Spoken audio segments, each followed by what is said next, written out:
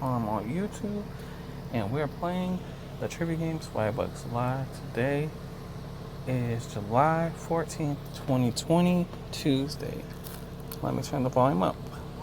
Receive 1 bonus SB for every question you get right, even if you've already been eliminated, but stick around until the end of the game to claim them.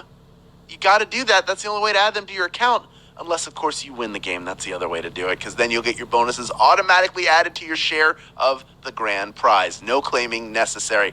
Now, I know your real favorite part is when I stop talking and get to the game, so I'm just going to get the comments out of here. There we go, and do just that. Here's your warm-up question. Question number 1. Which of the following is not a standard ingredient in chocolate chip cookies? Is it vanilla, flour, or tomato? Which of these do you not normally find in your chocolate chip cookies?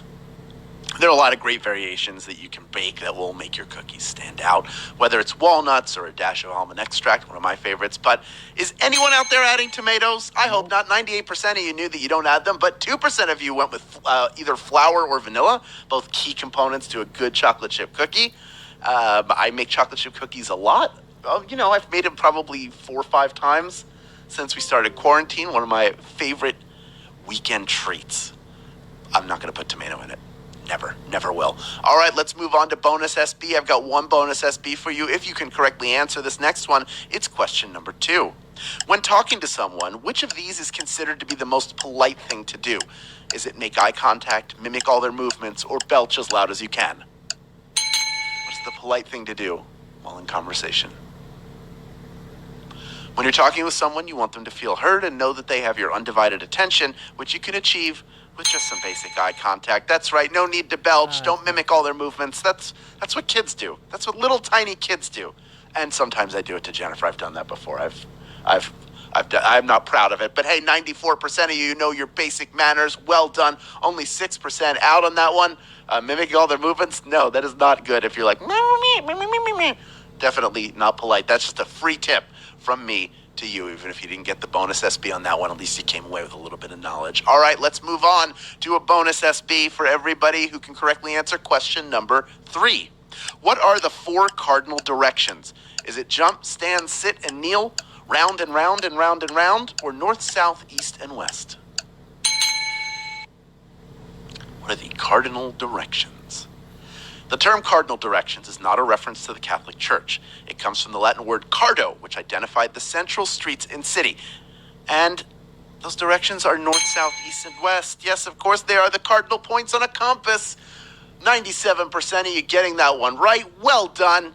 You're running through this game. You're rocking and rolling. You're bopping and strolling. Doing so well. Very proud of you. Let's move on to question number 4. I'll tell you what, I'll give you a bonus SB if you can get this one right. Here it is. Who was the first president to fly in an airplane? Was it Franklin D. Roosevelt, Abraham Lincoln, or Thomas Jefferson? First president to fly in an airplane. It was one of these 3. The trip was taken in a Boeing 314 flying boat dubbed the Dixie Clipper and transported our president to a World War II strategy meeting. Franklin Delano Roosevelt was the one who took that trip. 91% of you getting that one right. You probably picked up the context clue. Airplane, which did not exist until the early 20th century. Abraham Lincoln, a 19th century president. And Thomas Jefferson, he's president number 3. Just ask Daveed Diggs, who played him on Broadway. He'll tell you the answer to that. 10% of you with the opportunity to rejoin. A bunch of you doing that. Pretty much everybody who got out is back in. That is what I like to see. So let us move on to 1 bonus SB in question number 5. Here it is. The Tempest Prognosticator could supposedly predict the weather with the aid of what? Is it rabbits, leeches, or magnets?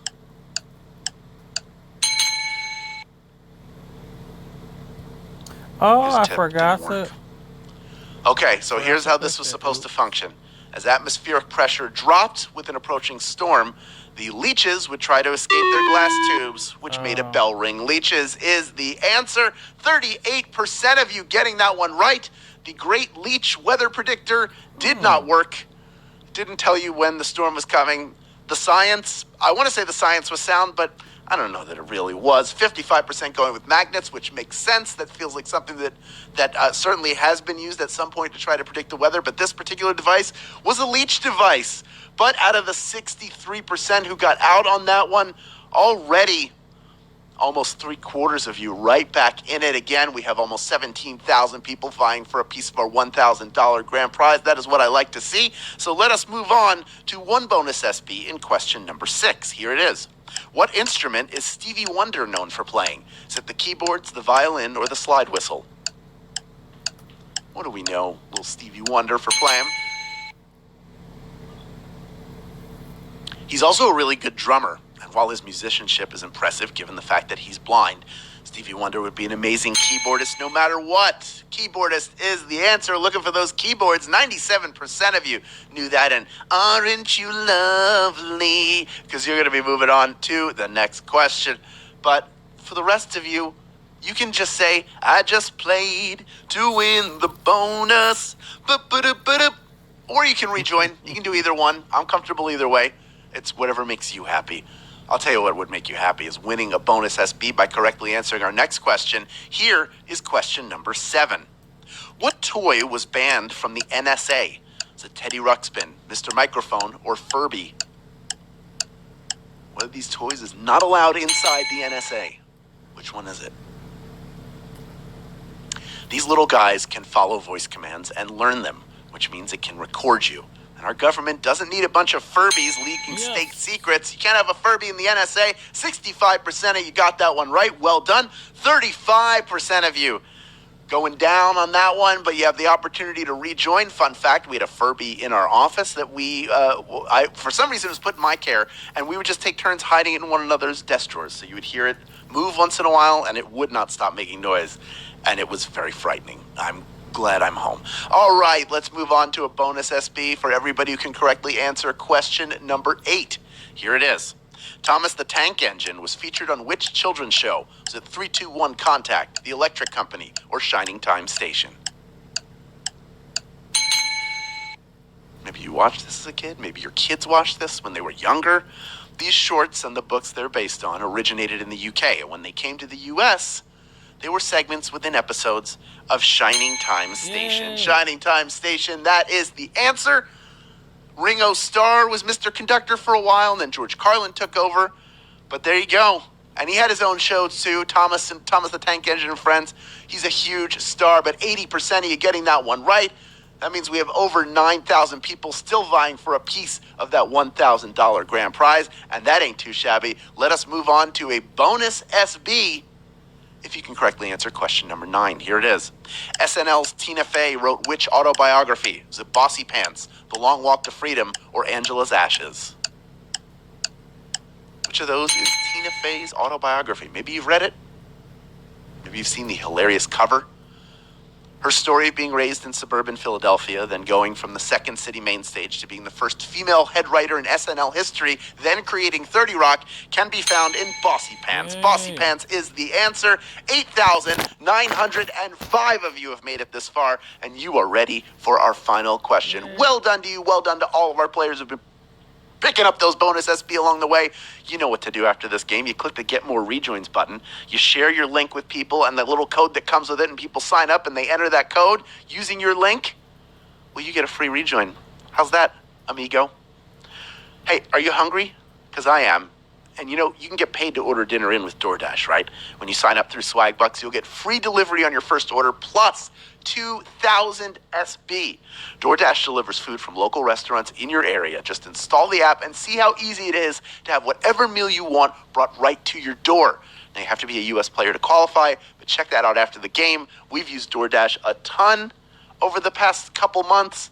It has been the best. Sometimes I cook a lot, but sometimes you don't feel like cooking, and then DoorDash can have the food to you in very short order. They dash it right over. It's worth checking out. Check it out after the game. Earn 2,000 SB. Folks, 8,991 people are still vying for a piece of our $1,000 grand prize. We've got over 23,000 of you total playing this game. Everybody gets a bonus SB if they can get this next question right. It is the final question of this Tuesday game. Question number 10. What insect is part of the name of a spelling contest? Is it a fly, a bee, or a locust? Which of these is also... It's an insect, but it's also a spelling contest. What is the answer? The term is not about insects, but rather a communal gathering of people for a specific purpose, like quilting, or in this case, spelling words. It's a B. B is the answer. 8,844 of you knew that answer, and you, my friends, are splitting our grand prize. Well done to each of you. Picking up 12 SP plus the bonuses you got along the way. Whitney, you are a winner today. Chris, Crazy Cart. It's not crazy to me that you won this game. You killed it, and happy earner 20. I bet you are happy because you just won Swagbucks Live. Why would you not be happy with that? And hey, all of you who earned some bonus SP and claim them, I'm sure you're happy too. And you're going to be even happier when all of you take the SP you've earned and redeem them for PayPal cash or gift cards to Amazon, Starbucks, Target, literally hundreds of other places. All right, that is it for this one, folks. Thanks for playing along and, of course, winning. That's what it's all about. I'll have a new game for you tomorrow. Same bat time, same bat channel. This has been Swagbucks Live, and I am out of here. Well, I am out as well. I appreciate you all for watching and joining me and playing along, hopefully. And if you have watched the whole video, I really appreciate it. It helps the channel. And we have referral links below, as well as other channels that are under 1,000 subscribers. Take care. Have a great night or day, wherever you may be. Goodbye.